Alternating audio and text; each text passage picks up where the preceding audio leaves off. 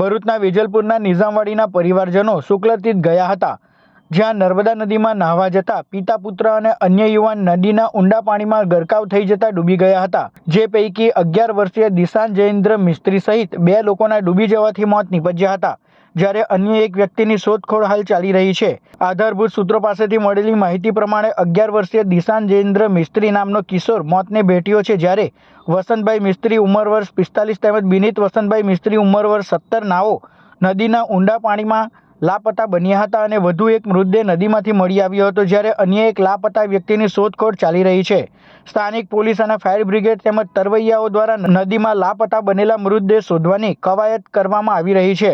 અત્રે ઉલ્લેખનીય છે કે ગઈકાલે પણ સુરતનો સચિન નામનો યુવાન નદીમાં ડૂબી જતા મોતને ભેટ્યો હતો। ત્યાં ટૂંકા સમયગાળામાં જ બીજો બનાવ સામે આવ્યો છે।